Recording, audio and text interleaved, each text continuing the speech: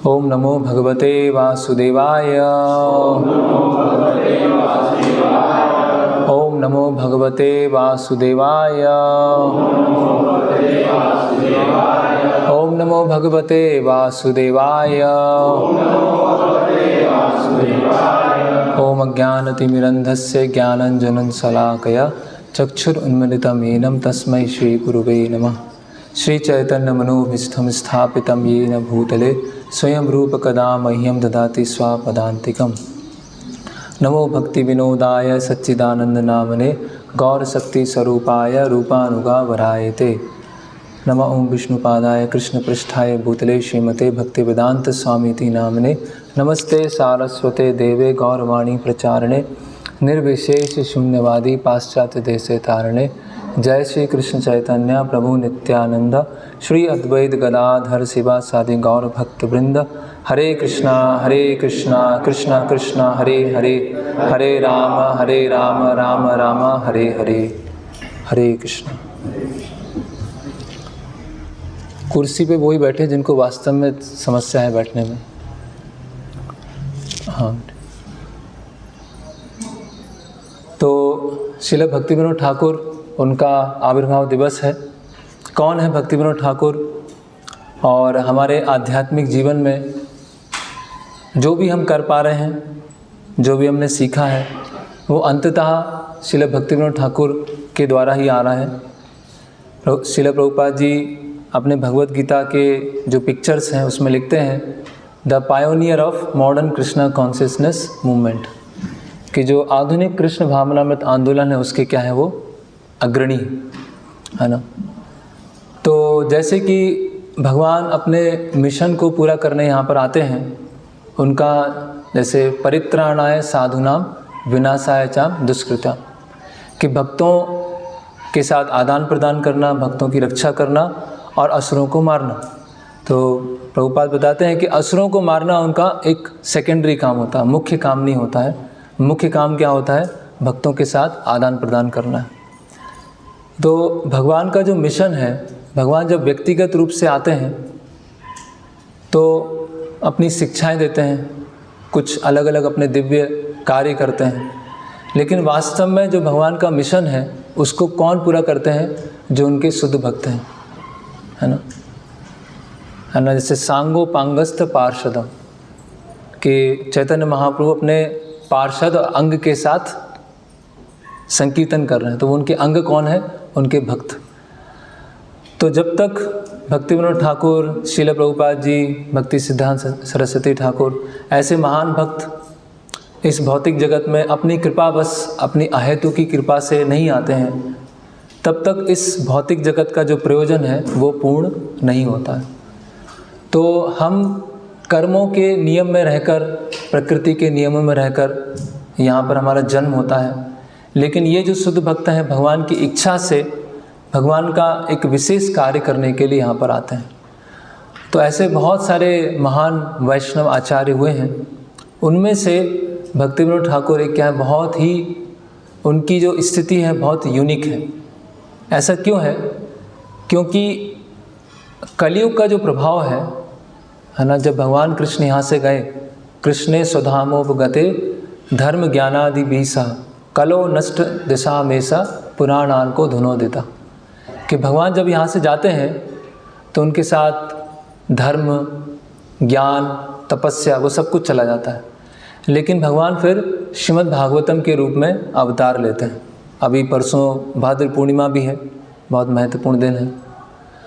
तो भगवान श्रीमद् भागवतम के रूप में अवतार लेते हैं, लेकिन भागवतम होती है, समाज में हमेशा से पुस्तकें होती हैं, लेकिन पुस्तकें अपने आप में पर्याप्त नहीं हैं। उन पुस्तकों को जीवंत करने वाले लोग होना चाहिए, है ना।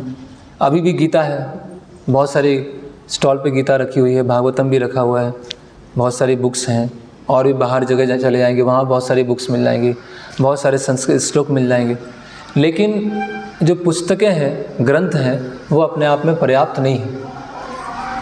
और ऐसा भी है, कोई इतना पायस है, इतना पुण्यशाली है, इतना सुकृतिवान है कि उन ग्रंथों को पढ़ के भक्त बन सकता है, लेकिन फिर भी एक सामान्य नियम क्या है कि जो पुस्तकों में लिखा है उसको कोई करके दिखा रहा है कि नहीं दिखा रहा है।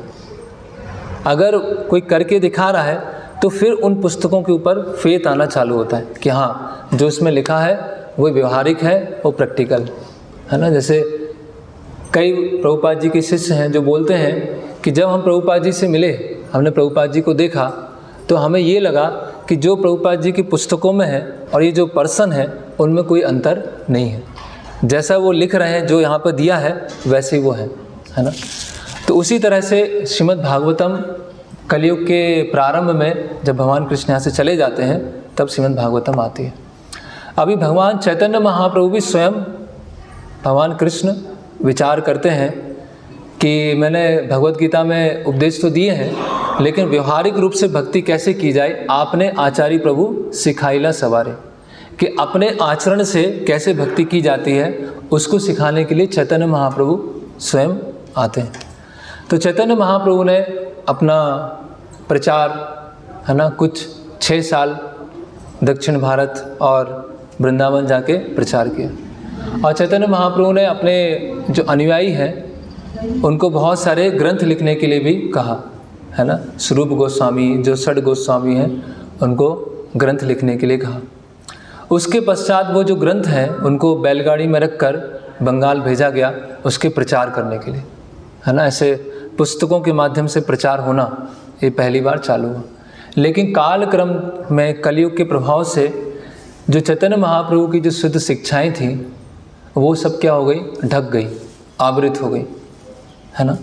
और चैतन्य महाप्रभु के आंदोलन में जो भी कुछ लोग जुड़े हुए थे, या तो उनको भावुक समझा जाता था कि ये सेंटिमेंटल लोग हैं, या अनैतिक कार्यों में लगे हुए थे वो लोग है ना, अवैध स्त्री पुरुष संग उसमें लगे हुए थे। और कुछ लोग जब आधुनिकता की लहर आ रही थी तो उस आधुनिकता की लहर में कैसे शास्त्रों को प्रेजेंट किया जाए वो नहीं समझ पा रहे थे, मॉडर्नाइजेशन आ रहा था। तो ऐसी परिस्थिति बनी थी कि कुछ सहजिया थे, कुछ अवैध स्त्री पुरुष संग में लगे हुए थे, कुछ लोग बौद्धिक रूप से इतने सक्षम नहीं थे कि कैसे चैतन्य महाप्रभु की शिक्षाओं को वर्तमान समय में प्रेजेंट किया जाए।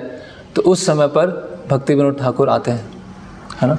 और भक्ति विनोद ठाकुर ने बहुत सारी पुस्तकें लिखी, 200 से अधिक पुस्तकें लिखी, 200 बुक्स, और 5000 से ऊपर उन्होंने वैष्णव गीत लिखे हैं।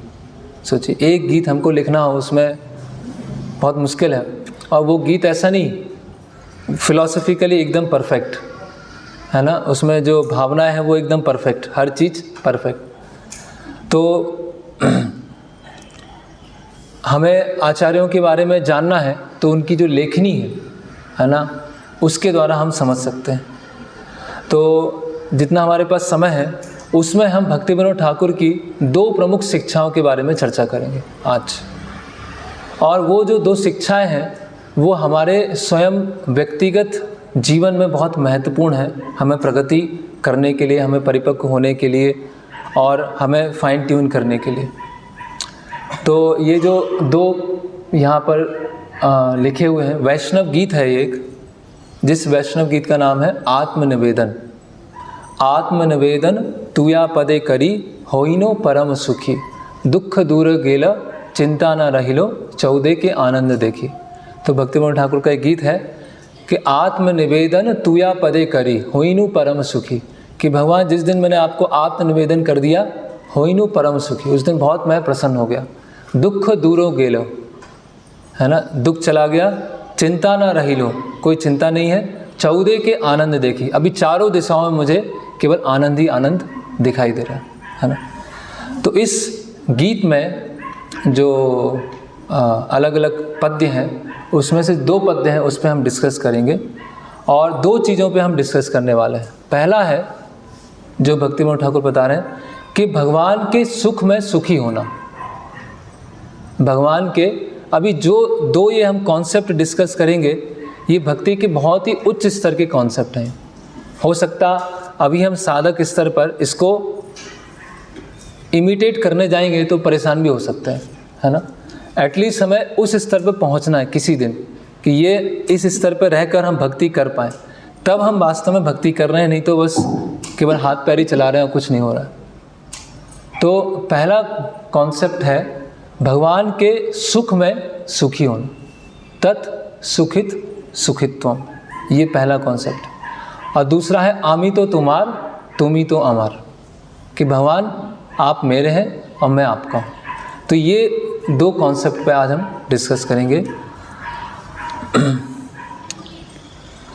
और ये कॉन्सेप्ट ऐसा नहीं है कि भक्तिविनोद ठाकुर ने ही दिए हैं, ये पूर्ववर्ती आचार्यों ने भी दिया है और श्रील प्रभुपाद जी ने भी अपनी पुस्तकों में अलग अलग जगह बताया है, वो भी हम यहाँ देखेंगे। और ये जो दो कॉन्सेप्ट हैं वो हमारे एटीट्यूड को बनाते हैं, हमारी मनोवृत्ति को बनाते हैं कि हम जो यहाँ पर आए हैं, हम भक्ति करना चाहते हैं, तो भक्ति हम किस मनोवृत्ति के साथ कर रहे हैं। क्या भक्ति में हमारा मुख्य फोकस स्वयं का आनंद है, स्वयं का सुख है, स्वयं की मानसिक शांति है, स्वयं की संतुष्टि है, या फिर कृष्ण का आनंद है, कृष्ण की प्रसन्नता है, या जब भी हम कृष्ण बोलते हैं तो उसमें गुरु और उनके शुद्ध भक्त वो भी शामिल हैं। जो भी हम भक्ति का अंग चर्चा करते हैं या आगे हम इस लेक्चर में डिस्कस करेंगे, वो सब गुरु, हमारे आध्यात्मिक गुरु और जो शुद्ध भक्त हैं, आचार्य हैं, उनके लिए भी वो एप्लीकेबल होता है। तो हम किस लिए भक्ति में आए हैं, क्या करने आए हैं, उसकी फाइन ट्यून करने के लिए ये दो कोर कॉन्सेप्ट है ना। तो हम देखते हैं, तो यहाँ भक्तिविनोद ठाकुर लिख रहे हैं, तुम्हार सेवाय दुख होय जत सेई तो परम सुख। क्या है, बहुत सिंपल बंगाली है, कोई इसमें कोई कॉम्प्लिकेटेड नहीं है। क्या बोल रहे हैं, तुम्हार सेवाय दुख होय जत सेई तो परम सुख। क्या अर्थ हुआ इसका, कि भगवान आपकी सेवा में जो भी दुख आ रहा है वो मेरा परम सुख है। सोचिए, ये भक्तिविनोद ठाकुर यहाँ से स्टार्ट कर रहे हैं। मतलब अगर हम और रिलीजन देखेंगे और संस्थाएं देखेंगे तो वो तो बहुत ही दूर है इसके, है ना। ये बहुत ही स्ट्रेंज, बहुत ही विचित्र धर्म है ना, कि खुद को दुख हो रहा है लेकिन प्रसन्न हो रहा है, तो साइको हो गए क्या है ना। हो रहे, बाहर से दुख मिल रहा है लेकिन अंदर से सुखी हो रहे हैं, है ना। तो बहुत ही विचित्र रिलीजन है, ये विचित्र नहीं है, यही भक्ति है यही डिवोशन है ना। तो जनरली लोग सुखी होना चाहते हैं, शांति चाहते हैं, भौतिक समृद्धि चाहते हैं, इसीलिए भक्ति में आते हैं। मंदिर भी इसीलिए आते हैं। मंदिर क्या, मुझे क्या मिलेगा मंदिर में, है ना। मंदिर में मुझे क्या फ़ायदा मिलने वाला है, अगर मंदिर में ये मिलेगा तो मैं मंदिर में आऊँगा, अगर मंदिर में ये नहीं मिलेगा तो फिर मैं नहीं आऊँगा। हमेशा ये हम ढूंढते रहते हैं, मेरे लिए क्या है, मेरे लिए क्या है। तो तुम्हार सेवाय दुख होय जत सेई तो परम सुख, कि भगवान आपकी सेवा करते समय जो भी मुझे दुख आएंगे वो मेरे लिए क्या है, परम सुख है। सेवा सुख दुख परम संपद नासे अविद्या दुख। क्या बता रहे हैं, सेवा सुख दुख परम संपद, कि भगवान आपकी सेवा करते समय जो भी मुझे सुख मिलता है और आपकी सेवा करते समय जो भी मुझे दुख मिलता है वो मेरी परम संपत्ति है। और उस परम संपत्ति को लेने से क्या होगा, नासे अविद्या दुख, जो अविद्या रूपी जो दुख है वो चला जाएगा, है ना। तो इसमें हम चर्चा करते हैं। तो इसमें आता है कि एक श्लोक है, प्रगाढ़ प्रेमेर एई स्वभाव आचार। जो प्रगाढ़ प्रेम है उसका एक स्वभाव होता है। क्या बता रहे हैं चैतन्य महाप्रभु, प्रगाढ़ प्रेमेर एई स्वभाव आचार निज दुख विघ्न आदिर ना करे विचार।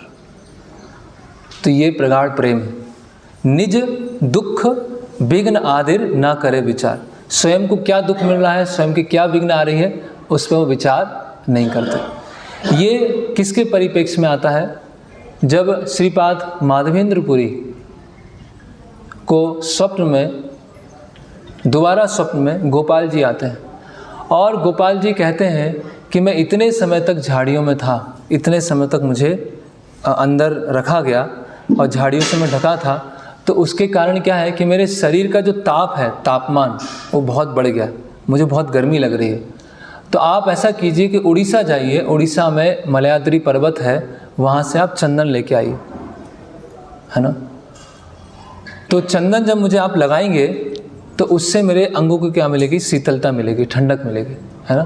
तो माधवेंद्रपुरी जो कि वृंदावन में रहते थे और उस समय मुस्लिम सरकार थी, बहुत सारे टैक्स कलेक्टर थे, ऐसे कोई रोड नहीं थी कि इस रास्ते से जाना है, जंगलों से जाना है, नदियां हैं, है ना, झील है, बहुत जहरीले जानवर भी हैं वहाँ पर, पशु भी हैं। उन सब से होते हुए आपको वृंदावन से कहाँ चलना है, उड़ीसा जाना है पैदल। कोई हमको बोले रात में 11 बजे थोड़ा कहीं पास में हो के आओ, तो डर जाएंगे बहुत। अकेले जा रहे हैं, और अकेले कैसे जा रहे हैं, जंगलों से होते जा रहे हैं कि, और कई उनको कुछ शायद महीने लगे पहुंचने में, महीने या कुछ ऐसे दिन आता है। तो उसके संदर्भ में ये श्लोक आता है कि प्रगाढ़ प्रेमेर यही स्वभाव आचार, निज दुख विघ्न आदिर ना करे विचार। कि जब अगर भगवान के प्रति प्रगाढ़ प्रेम है तो भगवान की सेवा करने में जो भी निजी दुख आएगा या निजी जो विघ्न आएंगे, उस पर भक्त क्या विचार करते ही नहीं। क्यों नहीं करता है? क्योंकि तुम्हार सेवाए दुख होय जत सही तो परम सुख।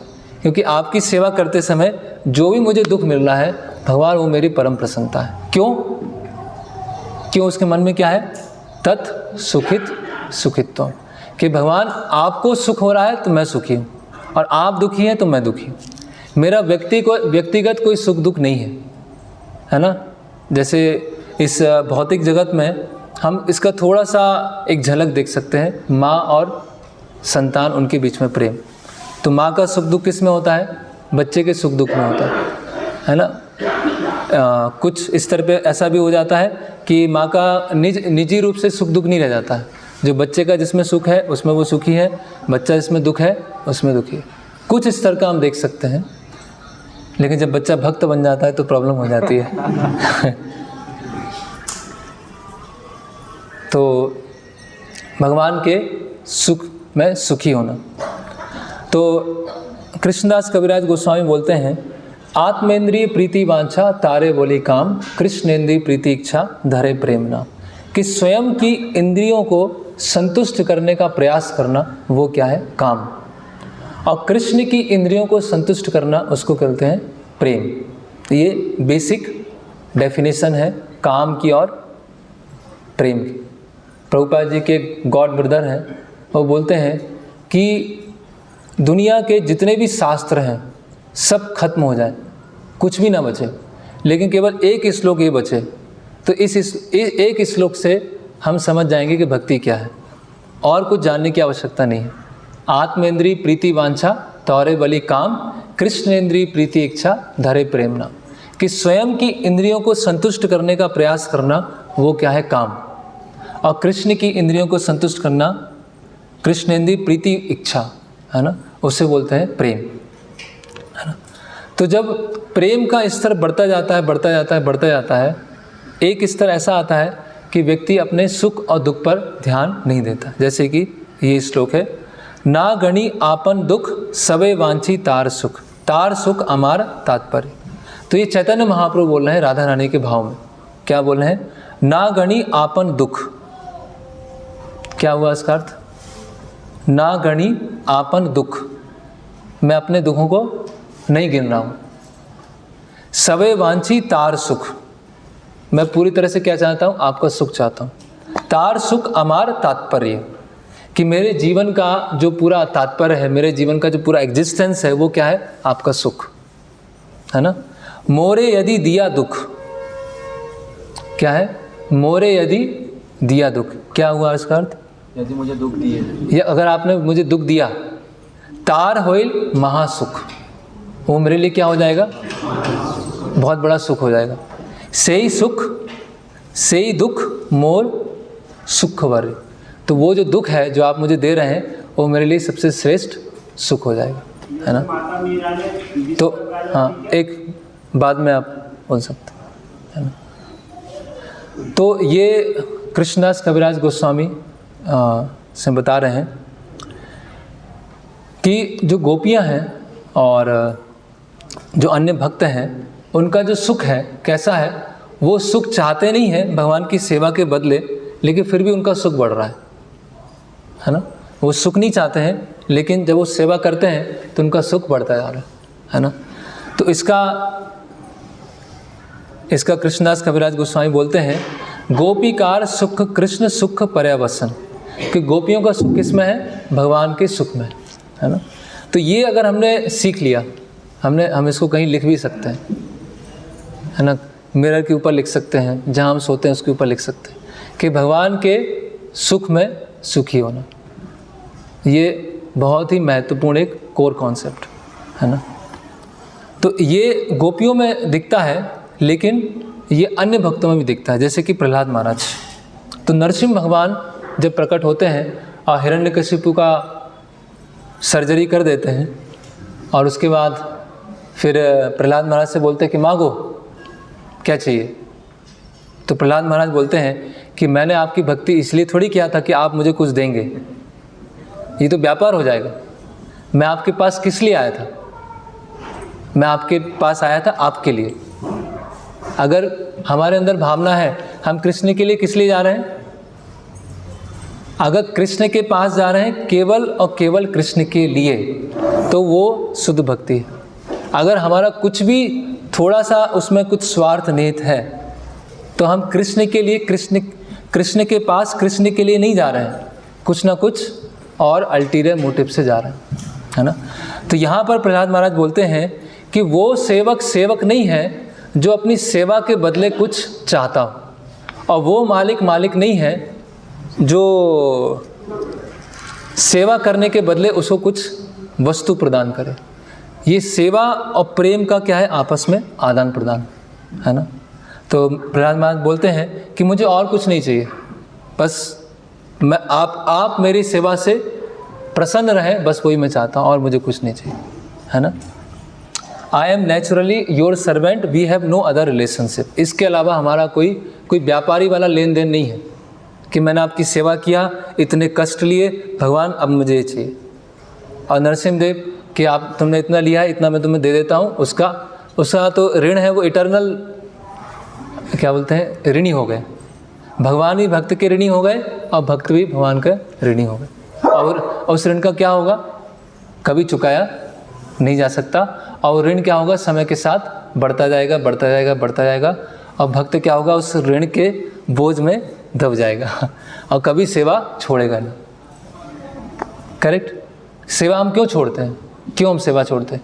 हमें लगता है मैंने इतना सब किया, मुझे कुछ मिला ही नहीं, कुछ मिलना चाहिए था, इसीलिए हम छोड़ते हैं।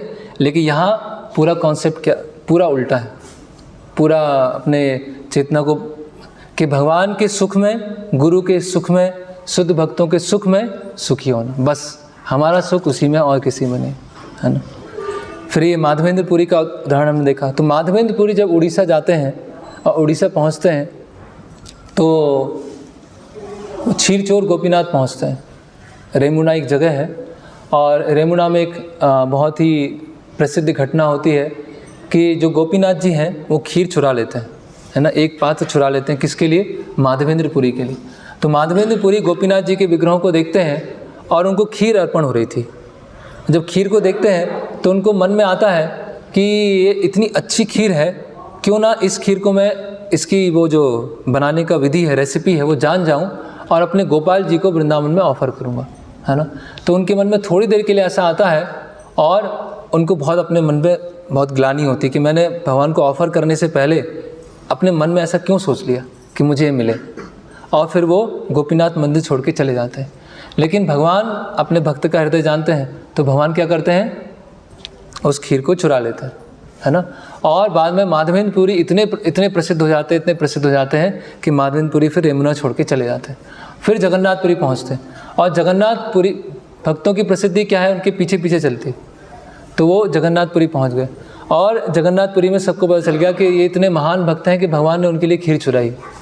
तो माधवेंद्रपुरी देखते हैं कि इतनी प्रसिद्धि है, तो अभी जो मुझे चंदन चाहिए है, चंदन ले जाने में इतनी समस्या है, तो इनके द्वारा मैं कुछ कार्य करता हूँ और चंदन वो इकट्ठा करते हैं, है ना।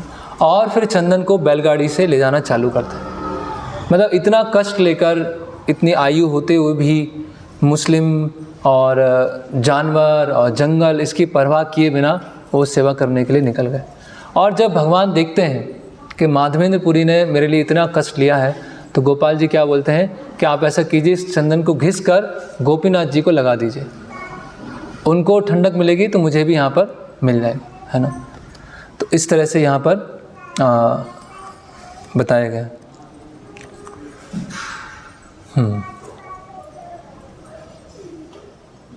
और यहाँ पर आगे उदाहरण आता है, और भी कई हम भक्तों के बारे में देख सकते हैं, और हमें बहुत दूर जाने की आवश्यकता नहीं है। श्रील प्रभुपाद है, प्रभुपाद जी के जीवन में प्रभुपाद जी के हाथ में जब भागवतम प्रिंट होके आती थी और प्रभुपाद जी वॉल्यूम देखते थे ऐसे कि एक प्रिंट हो गया है, तो इतने प्रसन्न होते थे कि माया के प्रति क्या है सबसे बड़ा अच्छा हथियार है ना। और उसको लिखने में, है ना, जैसे प्रभुपाद जब वृंदावन में थे तो लिखना रात्रि में, फिर दिल्ली जाना, पेपर खरीदना और छपवाना, है ना, और उसको प्रूफ रीड करना, फिर उसको प्रॉपर वॉल्यूम लेके आना, और पूरे दिन कुछ नहीं खाया उन्होंने, है ना। जो पब्लिशर है, प्रिंटर है, वो बोल रहे हैं कि स्वामी जी आप इतना कष्ट क्यों ले रहे हैं, है ना, और इससे आपको क्या मिलने वाला है ना। सब हर कोई ये सोचता है ना इससे क्या मिलेगा क्या, लेकिन जो मिलता है वो दिखता नहीं है, आध्यात्मिक वो दिखता नहीं है, समस्या ये है। तो प्रभुपाद जी ने बोला कि मेरे गुरु का आदेश है, और उन्होंने मुझे कहा है कि जब भी आपके पास पैसे हों पुस्तकों को छापिए और वितरित कीजिए। तो प्रभुपाद जी ने उसको व्यवहारिक रूप से करके दिखाया, है ना। लोग प्रभुपाद जी ने जो हमें भक्ति करना सिखाया है वो बहुत ही व्यवहारिक सिखाया है ना, कि भगवान की सेवा के लिए जैसे हम देखते हैं, और व्यवहारिक उदाहरण लें जैसे पुस्तक वितरण, बुक डिस्ट्रीब्यूशन।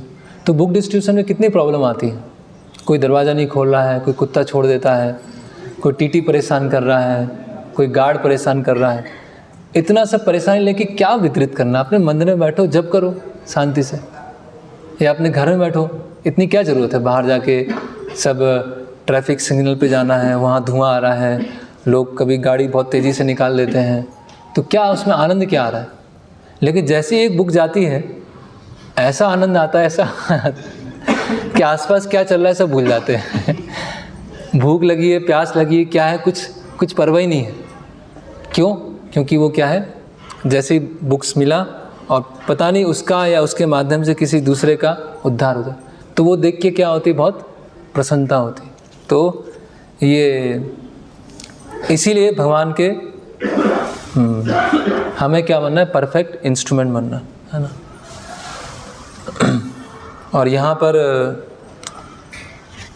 बताया जा रहा है कि अगर वैष्णवों के व्यवहार में, जो शुद्ध वैष्णव हैं उनके व्यवहार में कभी कभी दुख लगता है, जैसे यहाँ बताया जा रहा है, जत देख वैष्णवेर व्यवहार दुख, निश्चय जानिया से परमानंद सुख। अगर आप वैष्णवों के व्यवहार में कभी दुख देखें तो वास्तव में वो क्या है, परम सुख है ना, क्योंकि उनका व्यक्तिगत रूप से कोई सुख दुख नहीं होता। अगर वो दुखी है तो किस लिए है, क्योंकि कुछ सेवा की वजह से, साधना की वजह से। अगर सुखी है तो किस लिए है, क्योंकि भगवान की सेवा अच्छी तरह से चल रही। वो व्यक्तिगत, इसलिए भक्ति विनोद ठाकुर एक अपने शरणागति के सॉन्ग में लिखते हैं, तुम्हार इच्छा मोर मिसाइल भक्ति विनोद आज आपने भूली, कि मैंने भगवान आपकी इच्छाओं में अपनी इच्छाओं को मिला दिया है। अब भक्ति विनोद ठाकुर आज अपने आप को भूल गया है ना, कि जो भी मेरी इच्छाएं थी वो सब इच्छाएं आपकी इच्छाओं में मेरी चली गई। अभी मेरे जीवन का पूरा पर्पस क्या है, जो आपकी इच्छाएं, बस वही मेरी इच्छा है। और भक्ति विनोद ठाकुर अपने आप को आज भूल गए, है ना। तो हम भी शून्यवादी हैं। कैसे शून्यवादी हैं, कि हमारी कोई निजी इच्छाएं नहीं है, जो भगवान की इच्छाएं वो पूरा करो।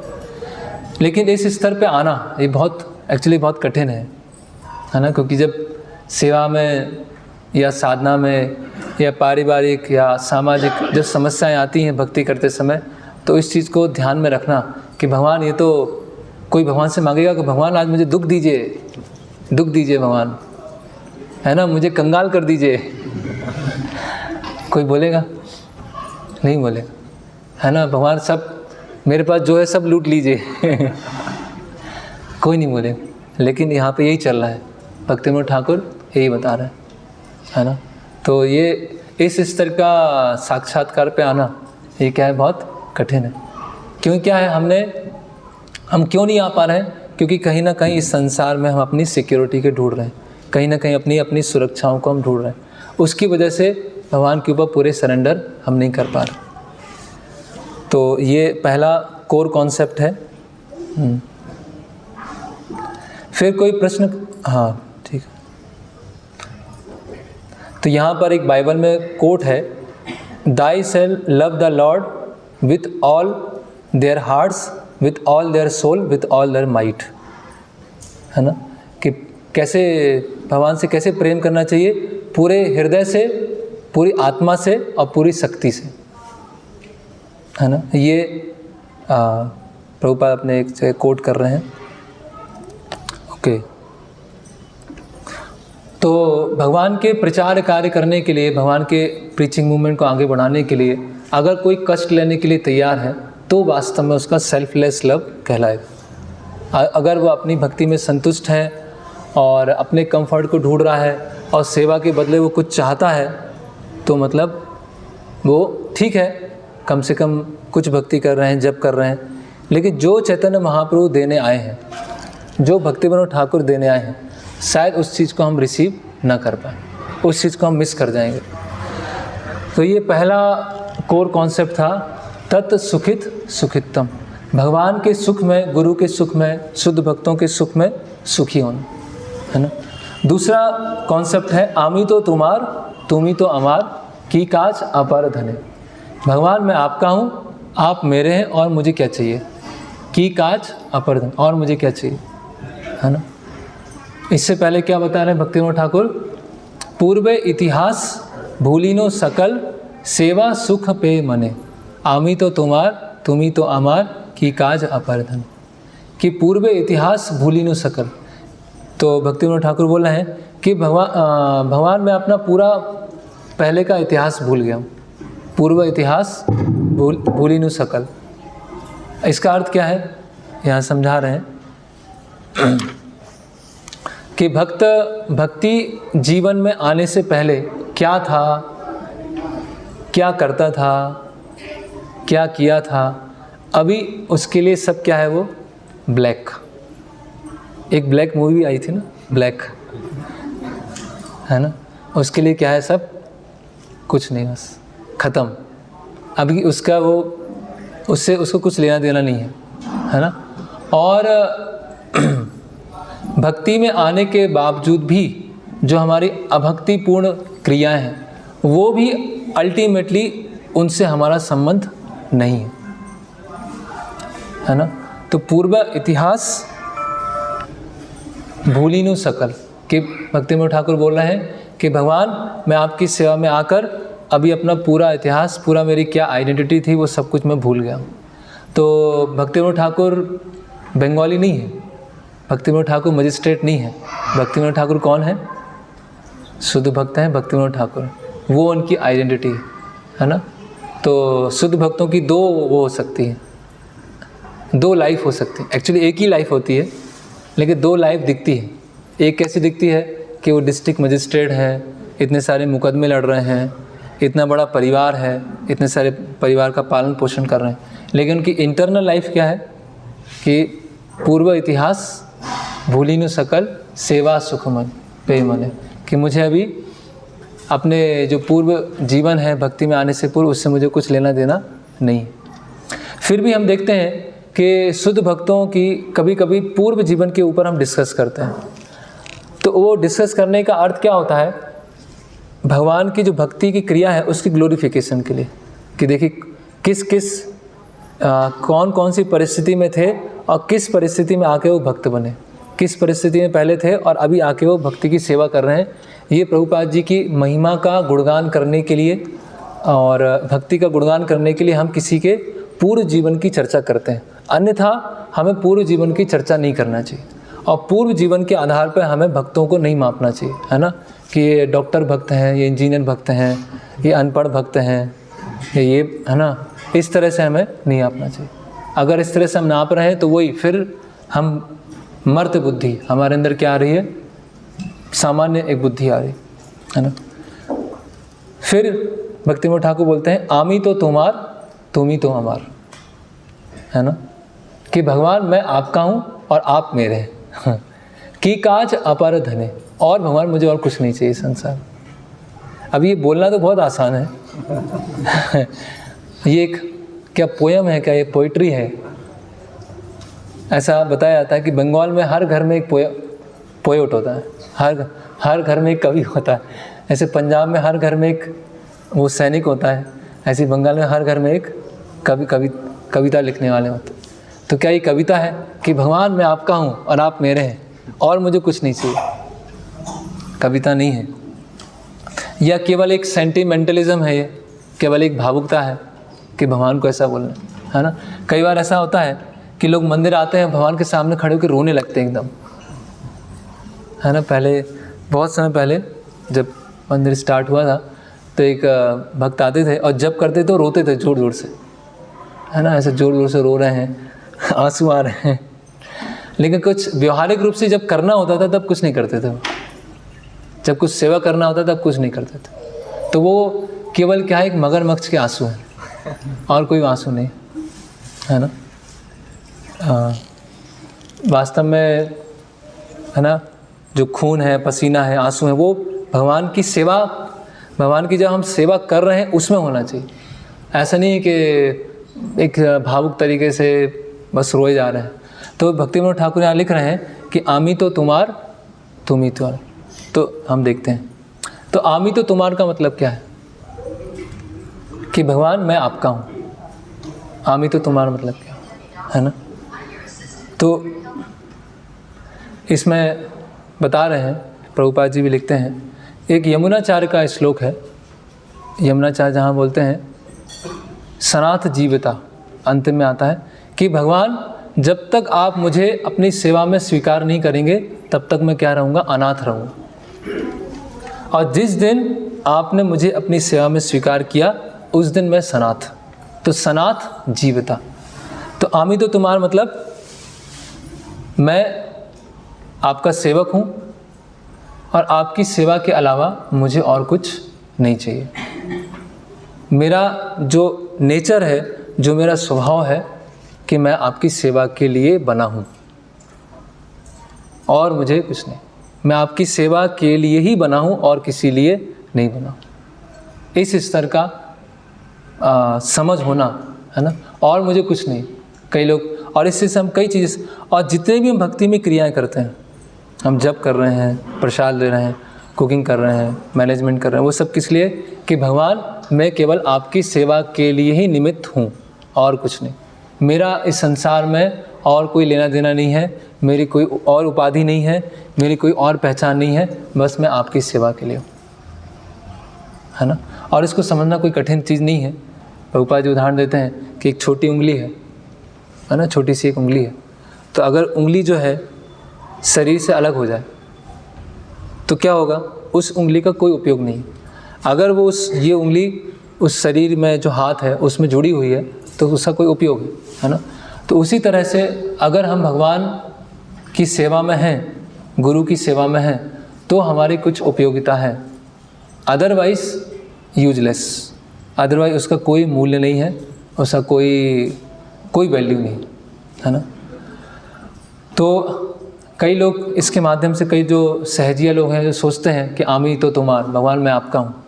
तो इसमें ये नहीं सोचना है कि हम भगवत धाम जाकर मोर बनेंगे और गाय बनेंगे और घास बनेंगे या गोपी बनेंगे, ये सब सोचने की ज़रूरत नहीं। भगवान मैं आपका हूँ, बस जैसे आप यूज करना चाहते हैं वैसे आप यूज कीजिए, है ना। और जब भगवान यूज करते हैं तो फिर क्या आता है, चक्कर आने लगते हैं, है ना। हम किसी को बोल सकते हैं कि आप मुझे जैसे यूज करना चाहो वैसे करो, हम बोलेंगे किसी को। लेकिन भगवान को हमें से बोलना है, भगवान आमी तो तुम्हार, भगवान जैसे चाहते हैं वैसे आप यूज कीजिए, है ना। आश्लित सेवा पादरताम पिनष्टुमाम अदर्शनाम मर्मताम करोतु वा यथा तथा वा विदधातु लंपटो मत प्राणास्तु सायेव ना परा। तो एक भक्त हमें बताते हैं ये श्लोक क्या है, यूज एंड थ्रो, कि भगवान के यूज एंड थ्रो बनना है। क्या होता है यूज एंड थ्रो में? ये यूज एंड थ्रो श्लोक है। क्या होता है यूज एंड थ्रो में? किसी ने हमें यूज किया और फेंक दिया। तो ऐसे हम भगवान के लिए बनने को तैयार हैं। चैतन्य महाप्रभु तो यही बोल रहे हैं कि भगवान आप मुझे मेरा है ना, मुझे यूज कीजिए और मुझे फेंक दीजिए, तो भी मैं क्या हूँ, आपका दास हूँ। तो इसका मतलब है आमी तो तुम्हार, कि भगवान आई बिलोंग टू यू, है ना। जैसे वो श्लोक आता है, वो क्या श्लोक है, तम प्रपन्नाय तवास्मि इति याचते अभयम सर्वभूतेभ्यो ददामि एतत् व्रतम मम। कि भगवान राम बोलते हैं कि एक बार कोई मुझे बोल दे तवास्मि, कि आई बिलोंग टू यू, कि मैं आपका हूँ, तो मैं उसे पूरी तरह से अभयदान दे दूँगा। अभयम सर्वभूतेभ्यो ददामि एतत् व्रतम मम, ये मेरी दृढ़ प्रतिज्ञा है कि अगर किसी ने भी एक बार बोल दिया कि भगवान आई बिलोंग टू यू, मैं आपका हूँ, आमी तो तुम्हार, तो जितने भी भय हैं उन सब से मैं मुक्त कर दूंगा। ये भगवान किनको बोलते हैं? विभीषण के प्रसंग में बोलते हैं, है ना। सकृत एव प्रपन्नाय तवास्मि इति याचते अभयम सर्वभूतेभ्यो ददामि एतत् व्रतम मम, है ना। तो इस जो भावना है, ये जो इमोशन है, इसको हमें कल्टीवेट करना कि भगवान केवल मैं आपके लिए हूँ, आपके लिए बना हूँ, मेरी जो सत्ता है केवल आपकी सेवा करने के लिए बनी है। आप मुझे जैसे भी यूज करना चाहें, फेंकना चाहें, जो भी करना चाहें, आपकी सेवा छोड़ के मैं कहीं नहीं जाने वाला, है ना। मैं बेशरम हूँ। मैं बस आपकी सेवा करता रहूँगा, आप जो भी करेंगे मुझे तो बस आपकी सेवा करना है और कुछ नहीं करना। तो ये इसका मतलब है आमी तो तुम्हार। तो बहुत कठिन है ये, है ना। और एक भक्त बोलते हैं कि भगवान आप मेरा एक्सप्लॉइट कीजिए मुझे आप। एक यमुनाचार्य की प्रार्थना है। यमुनाचार्य बोल रहे हैं कि भगवान आप मेरा शोषण क्यों नहीं करते हैं, आप मुझे एक्सप्लॉइट क्यों नहीं करते हैं। तो और प्रभुपाद जी बोलते हैं कि मुझे आप कठपुतली बनाइए, है ना। वो क्या है, नचाओ नचाओ, हाँ, कि मुझे कि आप मुझे नचाइए, है ना। मैं आपके हाथ की कठपुतली हूँ, जैसे आप चाहते हैं वैसे मैं नाचूँ। तो मतलब पूरी तरह से भगवान के ऊपर अब आई बिलोंग टू यू, है ना। फिर है तो तुम ही तो अमार, कि भगवान आप मेरे हैं। तो हम अपनी साधक अवस्था में पहले तो तुम ही नहीं बोल सकते। हाँ, ये किनके लिए? भक्ति विनोद ठाकुर या जो महान भक्त हैं वो तुम ही बोल सकते हैं। साधक अवस्था में तो एक रिस्पेक्टफुल एटीट्यूड आएगा, है ना। तो इसमें बता रहे हैं कि भगवान आप मेरे कंट्रोलर हैं, है ना। आप मेरे master, you are my master, you are my controller, है ना। और मैं आपके कंट्रोल में रहना चाहता हूँ। तुम ही तो अमर, आप मेरे, मतलब मैं आपके कंट्रोल में रहना चाहता हूँ।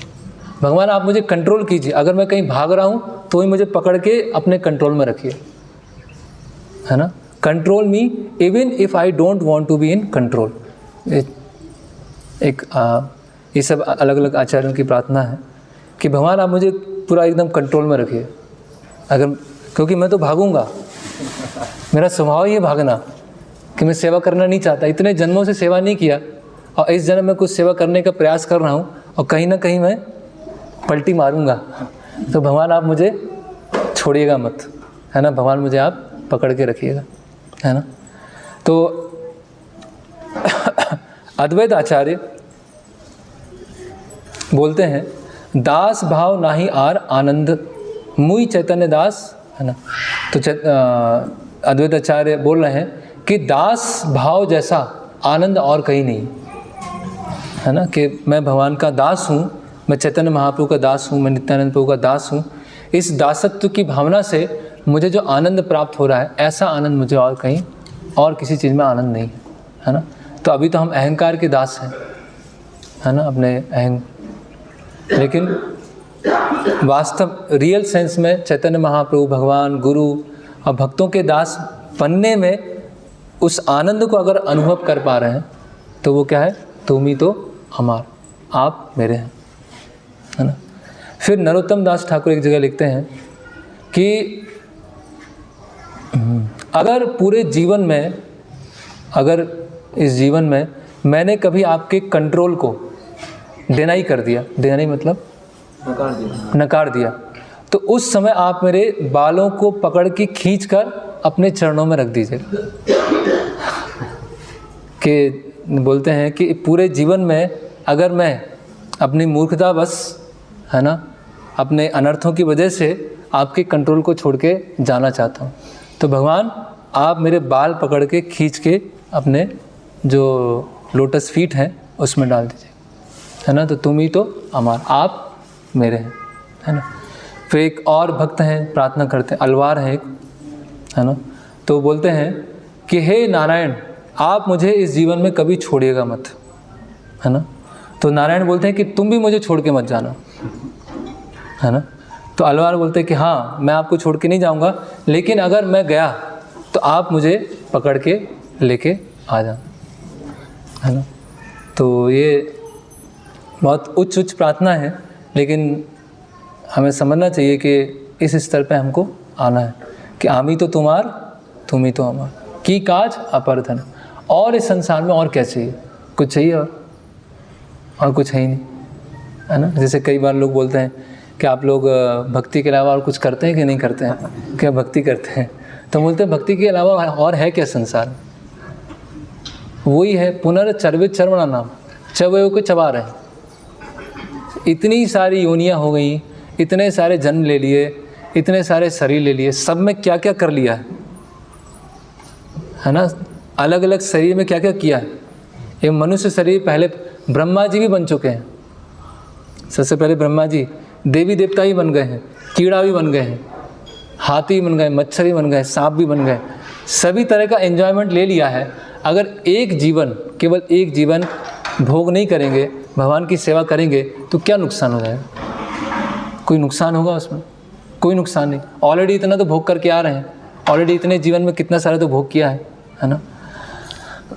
तो इसमें आता है कि हम आमी तो तुम्हार, तुम ही तो हमार, कि भगवान मैं आपका हूँ, आप मेरे। ये शरणागति का एक मुख्य स्टेटमेंट। तो भगवान की शरण में, भगवान की जो शरणागति है उसमें हम क्यों जाते हैं, भगवान की शरण क्यों लेना चाहते हैं, है ना। क्यों हम चाहते हैं कि हम भगवान को बोलें कि आई बिलोंग टू यू, मैं आपका हूँ, है ना, और आप मेरा पूरा कंट्रोल, मुझे अपने पूरे कंट्रोल में रखिए। ऐसा हम क्यों चाहते हैं, अपनी प्रसन्नता के लिए चाहते हैं, अपने सुख के लिए चाहते हैं। तो इसमें कुछ अलग अलग पॉइंट्स हैं, उसको डिस्कस करके हम समाप्त करेंगे। तो भक्त जो है भगवान की शरणागति क्यों लेता है, क्यों भगवान की शरणागति लेता है। तो इसका एक उत्तर तो यह है कि वो अपने मन से, अपनी बुद्धि से, अपने अलग अलग चीज़ों से एक निष्कर्ष पे नहीं आ पाता है, जीवन की समस्याओं को नहीं सुलझा पाता, इसीलिए वो गुरु की या कृष्ण की शरणागति लेता है। यस, ये एक इनिशियल स्टेज है और बिल्कुल सही स्टेज है। इसीलिए हम शरणागति लेते हैं कि अपने बुद्धि से और अपने विचारों से हम अपनी समस्याओं से नहीं निकल सकते। मुझे किसी सुपीरियर की आवश्यकता है, मुझे किसी गुरु के पास जाने की आवश्यकता है, क्योंकि पूरा भौतिक जगत इतना कॉम्प्लेक्स बना हुआ है, इतना जटिल बना हुआ है कि हम इस जटिलता में फंसने ही वाले हैं, है ना। इसलिए हम शरणागति लेते हैं। ये एक इनिशियल स्टेज है और ये सही भी है। और रियल सेंस में हम शरणागति, रियल सेंस मतलब और उच्च उसका देखा जाए तो क्यों लेते हैं हम शरणागति लेते हैं। हम जैसे भक्ति करते हैं, किस लिए, भक्ति करने के लिए, उसका कोई और दूसरा पर्पज़ नहीं है। आप भक्ति क्यों कर रहे हैं, भक्ति करने के लिए। आप भगवान की शरण में क्यों आए, शरण लेने के लिए, उसमें और कोई अपना मोटिव नहीं है। तो पहला है टू प्यूरिफाई आवर सेल्व्स, पहला है स्वयं को शुद्ध करने के लिए, इसीलिए भगवान की शरण में आते हैं। तो इसमें भी तो स्वार्थ आ गया कि हम खुद अपने शुद्ध होना चाहते हैं, अपने अनर्थों से निकलना चाहते हैं। नहीं, क्योंकि भगवान परम शुद्ध हैं। जैसे मान लीजिए कोई मंदिर आ रहा है और बारिश का सीज़न है और उसकी बाइक फिसल गई और नाली में गिर गई, गटर में गिर गई, अभी पूरा कीचड़ कीचड़ लग गया और वो आश्रम में, प्रभु जी आ गया मैं, आपने बुलाया था आ गया मैं, तो क्या होगा? वो पूरा कीचड़ लगा है ना। तो भगवान के साथ पूरा कीचड़ लगा हुआ है, उस कीचड़ के साथ भगवान के सामने जाएंगे तो कैसा लगेगा भगवान को? पूरा काम भरा हुआ है, पूरा क्रोध भरा हुआ है ना, पूरी द्वेष कूट कूट के भरा हुआ है, और हम भगवान के सामने सबसे पहले सबसे आगे खड़े हो गए कि भगवान देखो मैं आ गया अपना काम क्रोध द्वेष लेकर। भगवान बोलेंगे साइड में मुझे गरुड़ को देखना है, तुम्हें नहीं देखना है। भगवान प्रसन्न भी होंगे, ऐसा नहीं है, भगवान प्रसन्न होंगे, लेकिन वास्तव में भगवान प्रसन्न वास्तव में नहीं होंगे, है ना। तो हम भगवान की शरण में क्यों आ रहे हैं? शुद्ध होने के लिए। जैसे प्रभुपाद बोलते हैं कि अगर आपको अग्नि में जाना है तो अग्नि जैसा शरीर होना चाहिए। तो आपको जो परम शुद्ध है उनको अप्रोच करना है तो आपको परम शुद्ध होना पड़ेगा। तो हम अल्टीमेटली शुद्ध क्यों होना चाहते हैं? क्योंकि भगवान की सेवा अच्छी तरह से कर सकें। जो ज्ञानी लोग हैं वो अपने अनर्थों से क्यों निकलना चाहते हैं? ओम शांति, सारे अनर्थों से मुक्त हो जाएंगे, उसके बाद ओम शांति शिविर ज्वाइन कर लें, फिर उनको एक्टिव रूप से सक्रिय रूप से कोई सेवा नहीं करनी।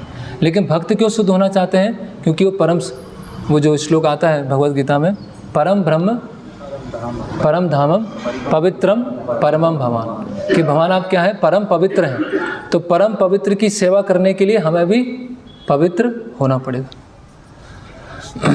तो इसीलिए भगवान मैं आपके पास में आया हूँ, जिससे मैं प्योर हो सकूँ, मेरे हृदय शुद्ध हो जाए, मेरा मन शुद्ध हो जाए, तभी मैं आपकी सेवा अच्छे से कर पाऊँगा।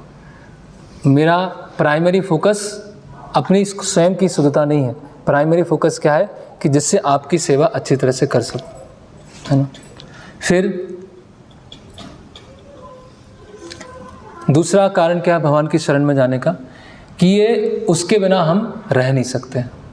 जैसे जीवेर स्वरूप होए कृष्णेर नित्यदास, इस स्वरूप बताए। स्वरूप मतलब उसकी पहचान। ऐसा नहीं बताया कि जीव का कर्तव्य है भगवान की सेवा करना, जीव का धर्म है सेवा करना। जीवेर स्वरूप होए कृष्णेर, उसका स्वरूप मतलब अनअवॉइडेबल। ऐसा कोई ऐसा नहीं कि करो तो ठीक है, नहीं करो तो ठीक है। ये क्या है? अनअवॉइडेबल, है ना। ये हमारे कर्तव्य से भी महत्वपूर्ण है। ये हमारी आत्मा की नीड है। ये आत्मा की हमारी नीड को क्या बोलेंगे? आवश्यकता है, ये जरूरत है। तभी, क्योंकि जीवेर स्वरूप होए कृष्णेर नित्यदास, जीव कृष्णदास कर ले विश्वास आर तो दुख नहीं। भक्ति विनोद ठाकुर एक सॉन्ग में लिखते हैं, अगर जीव को ये विश्वास हो जाए कि मैं कृष्ण का दास हूँ, आर तो दुख नहीं, और किसी तरह का दुख नहीं रह जाएगा। तो भगवान के पास हम क्यों जा रहे हैं?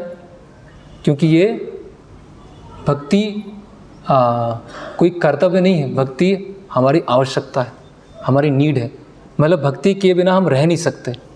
ऐसी स्थिति जब आएगी तब हमने शरणागति ली कि हम भगवान की सेवा किए बिना, भगवान का नाम लिए बिना, साधना किए बिना, सेवा किए बिना हम रह नहीं सकते हैं। तब हम कहलाएंगे कि हाँ। ऐसा नहीं कि संडे वीकेंड भक्ति चल रही है, किसी की फेस्टिवल भक्ति चलती है, फेस्टिवल में ही प्रकट होते हैं, कोई संडे को प्रकट होते हैं, अलग अलग। तो वो कोई भक्ति, वो हमें आवश्यकता नीड अनुभव नहीं हो रही। ओके, फिर तीसरा कारण क्या है क्यों हम शरण में आना चाहते हैं? आमी तो तुम्हार तुम ही तो हमार क्यों है? क्योंकि अगर हम भगवान की शरण में नहीं आएंगे, वैसे तो भगवान आत्मा राम है, भगवान परम प्रसन्न है, लेकिन कहीं भी भगवान के किसी कोने में ये दुख भी है कि जीव क्या है, इस भौतिक संसार में सड़ रहे हैं। जैसे कि पूरे शरीर में अगर पैर की छोटी उंगली में भी थोड़ा सा दर्द है ना, थोड़ा सा कीड़े ने काट लिया है, कुछ भी थोड़ा सा भी हो गया, तो तो पूरे शरीर का ध्यान क्या आता है, उस छोटी उंगली पे जाता है। तो उसी तरह से हालांकि भगवान परम प्रसन्न है, भगवान आत्माराम, लेकिन भगवान दुखी भी हैं। क्यों? क्योंकि जो मेरे संतान हैं वो इस भौतिक जगत में सड़ रहे हैं, और उस भगवान की जो दुख है उसको दूर करने के लिए जीव क्या है, शरण लेता है। ये विचार है कि भगवान के दृष्टिकोण से देखना, इसी को बोलते हैं कृष्णा कॉन्शियसनेस। अगर हर चीज़ हम भगवान के दृष्टिकोण से देखना चालू कर देंगे तो सारी समस्याएं चली जाएंगी, है ना। जैसे मान लीजिए कोई भक्तों में कुछ समस्याएं होती, कुछ द्वेष की भावना आती, तो अगर हम देखें कि भगवान जब इस इंसिडेंट को देखेंगे तो भगवान क्या सोचेंगे? भगवान तो ये सोचेंगे कि भाई इससे निकलो, इससे निकल जाओ, द्वेष भावना छोड़ दो। लेकिन अगर हम हर चीज़ अपने दृष्टिकोण से देखेंगे तो उसमें फंसते जाएंगे। तो भगवान के दृष्टिकोण से देखना चालू करना, उसी को बोलते हैं कृष्ण भावनामृत, कृष्णा कॉन्शियसनेस। तो भगवान आत्माराम है, परम प्रसन्न है, लेकिन भगवान दुखी भी है। जैसे एक पिता है, हो सकता एकदम उसका बिजनेस बहुत अच्छा चल रहा है और सब सुविधाएं हों, सारे तरह के कंफर्ट्स हों, कोई प्रॉब्लम नहीं हो, लेकिन उसका बच्चा क्या है, बहुत नालायक है, बेकार। तो क्या पिता को क्या होगा? पिता के पास सब कुछ है, किसी चीज़ की कमी नहीं है, लेकिन बेटा क्या है, बहुत ही ऐसे नालायक। तो पिता को क्या होगा? दुख होगा कि नहीं होगा? तो उसी तरह से भगवान को भी दुख होता है जब हम यहाँ भोग करने के लिए भौतिक जगत में। तो भगवान की शरण में क्यों आना चाहते हैं? भगवान को जो दुख है उससे उनको रिलीफ करने के लिए। ये भी बहुत, इसीलिए। और कैसे दुख है, फिर भगवान क्यों आएंगे यहाँ पर? अपने भक्तों को क्यों प्रभुपाद जी को क्यों भेजेंगे? बुक्स क्यों, कुछ शास्त्रों को क्यों छोड़ेंगे? क्योंकि भगवान चाहते हैं कि वो जीवन वापस आए। और क्यों भगवान की शरण में आना चाहते हैं? टू ग्लोरीफाई कृष्णा, कि भगवान आपकी जो प्रोसेस है, जो प्रभुपाद जी ने प्रोसेस दी है, वो परफेक्ट है, और उसको जो भी पालन करेगा वो शुद्ध स्तर पे आएगा। इस चीज़ को प्रूफ करने के लिए हम भक्ति करना चाहते हैं कि प्रभुपाद जी ने जो दिया है वो परफेक्ट है, जो भगवद गीता में लिखा है वो परफेक्ट है, और उसको पालन करके हम भगवत धाम जा सकते हैं, परम पवित्र हो सकते हैं। इसे प्रूफ करने के लिए हम भक्ति कर रहे हैं, जिससे किसका गुणगान हो? प्रभुपाद जी का गुणगान। किसका गुणगान हो? भगवान कृष्ण का गुणगान, कि भगवान आप पतित पावन है ना, और आपने पतितों का उद्धार करने के लिए सब पूरी विधि विधान दी है, इसीलिए मुझे भक्ति करना। इसलिए भक्ति नहीं करना है कि मैं चला जाऊँ और बस सुखी हो जाऊँ और सब, कोई चिंता नहीं है ना। पूरा भक्ति करने का जो दृष्टिकोण है पूरा परिवर्तित हो जाएगा, है ना। और एक है protecting the interest of Krishna, है ना। जैसे कि हम भगवान की शरण में क्यों आ रहे हैं, और भगवान की सेवा अच्छी तरह से क्यों करना चाहते हैं, कि बाकी लोग ऐसा न बोले कि देखो भगवान के भक्त ऐसे होते हैं, है ना। इसीलिए उनका उदाहरण क्या होता है, उनका आचरण कैसा होता है, उनका जो प्रचार कैसा होता है, वो बहुत ही आदर्श होता है। क्यों? क्योंकि अगर भक्तों के ऊपर ब्लेम आएगा तो भगवान के ऊपर ब्लेम आएगा। तो हम अच्छी तरह से शरण क्यों लेना चाहते हैं, हम अच्छी तरह से सेवा करना क्यों चाहते हैं? क्योंकि हमारी वजह से भगवान के ऊपर ब्लेम नहीं आना चाहिए। अगर भक्त आपस में अच्छी तरह से सेवा नहीं कर रहे हैं, लड़ रहे हैं, तो किसके ऊपर ब्लेम आएगा? ये भगवान विष्णु जय विजय के वृत्तांत में बोलते हैं कि जय विजय जब चतुष्कुमार का अपराध करते हैं तो भगवान जब आते हैं वैकुंठ के द्वार पर और बोलते हैं कि ये जय विजय का अपराध नहीं है, मेरा अपराध है, कि जय विजय ने नहीं रोका है आपको, मैंने इतने अच्छे से उनको नहीं सिखाया जय विजय को कि चतुष्कुमार को नहीं रोकना था, तो मतलब मेरी गलती है, इनकी गलती नहीं है। तो अगर हम कुछ गलती कर रहे हैं, अगर हम अच्छे से पालन नहीं कर रहे हैं, तो उसका ब्लेम किसको जाएगा? भगवान को जाएगा। इसीलिए हमें भक्ति अच्छे से करना है, प्रभुपाद जी के ऊपर जाएगा, है ना। तो ये इन 5 कारणों की वजह से हम भगवान की शरण ग्रहण करते हैं, तब वो कंप्लीट होगा। आमी तो तुम्हार तुम्ही तो अमार की काज अपर धने, कि भगवान मैं आपका हूँ, आपकी सेवा करने के अलावा मेरा कोई अस्तित्व नहीं है, आई बिलोंग टू यू, तुम ही तो अमार, कि भगवान आप पूरी तरह से मुझे अपने कंट्रोल में रखिए, मैं इस कंट्रोल से भागना भी चाहूँ, निकलना भी चाहूँ, तो भी आप पकड़ के लेके मुझे अपने कंट्रोल में रखिए। और बस ये 2 चीज़ें फुलफ़िल हो गई, की काज अपर धने, और भगवान मुझे और कुछ नहीं चाहिए, इस संसार में क्या हो रहा है, कैसे हो रहा है, क्या है, मुझे कुछ भी लेना देना नहीं है, बस ये कंप्लीट हो गया, हम ही तो तुम्हार तुम ही तो हमार। तो ये भक्तिविनोद ठाकुर ने, इसीलिए भक्तिविनोद ठाकुर के जो गीत हैं वो वेदों की शिक्षाओं को बताते हैं। भक्तिविनोद ठाकुर के जो गीत हैं वो पंचम वेद हैं, प्रभुपाद जी की जगह लिखते हैं, नरोत्तम दास ठाकुर हैं भक्तिविनोद, क्योंकि उन्होंने बहुत ही सरल भाषा में जो उसका भक्ति का जो एसेंस है, क्रक्स, वो दे दिया कि भगवान के सुख में सुख ढूंढना, है ना। स्टेटमेंट बहुत आसान है लेकिन उसमें बहुत गूढ़ता है। तो यहाँ पर हम विराम लेंगे। हरे कृष्णा। तो 2 मिनट है, किन्हीं का कोई प्रश्न है, कुछ पूछना चाहते हैं? और ये सब चर्चा करने का उद्देश्य यही था कि भक्ति में हम आगे प्रगत हों और किस लिए हम भक्ति कर रहे हैं, किस लिए आए हैं, इस चीज़ को हम समझ सकें। अपने दृष्टिकोण से भक्ति ना करें, जो कृष्ण है और जो प्रभुपाद हैं उनके दृष्टिकोण से भक्ति करें।